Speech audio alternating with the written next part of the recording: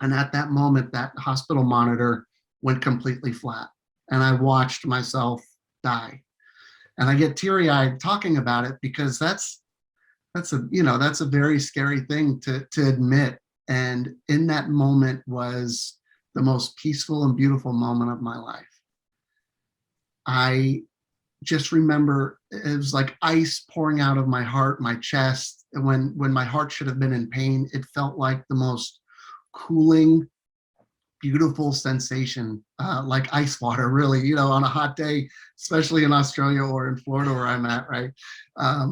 It felt so beautiful. And from that moment, my body started to travel upwards.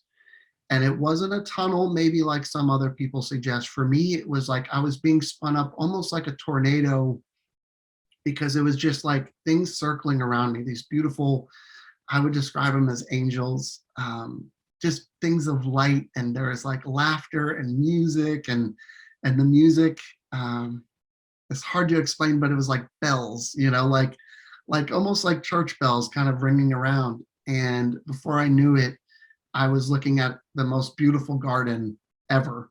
Hard to describe because we just don't have colors. We have beautiful greens, and your shirt's a beautiful blue. And these were like vivid, very vivid colors that you just can't, I wish I could paint them, and I can't.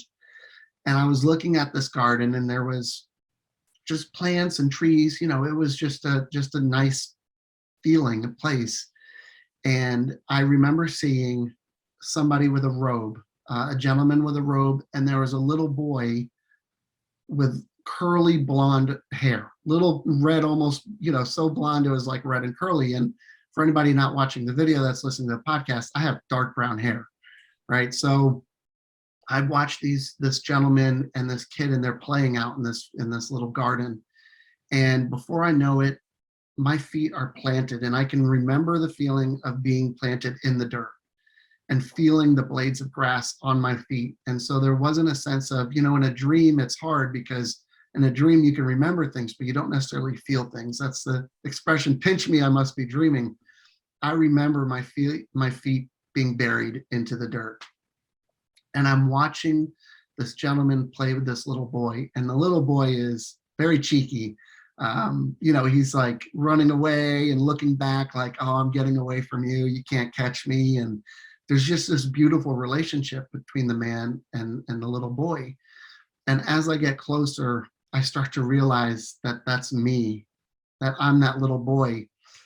Up until I was about 5 years old, I had like golden, blonde hair. And for whatever reason, it's changed to dark brown now.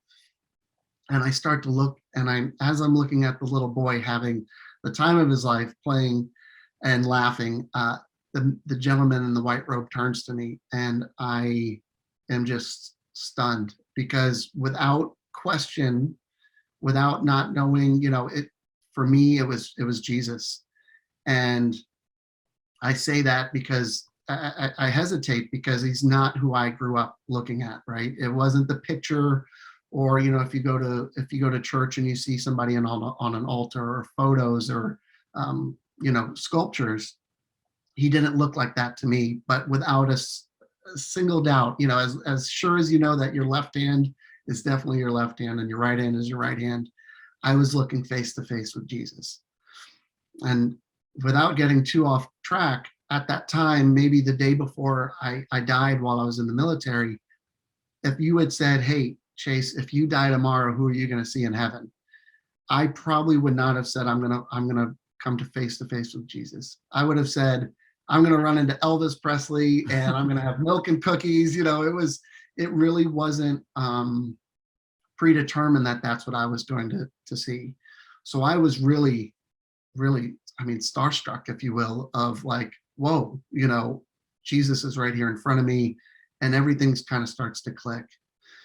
We share this really, I say it took forever, and it was really quick feeling, of this almost a communication where we were talking without sharing words verbally. I'm sure he didn't speak English, right?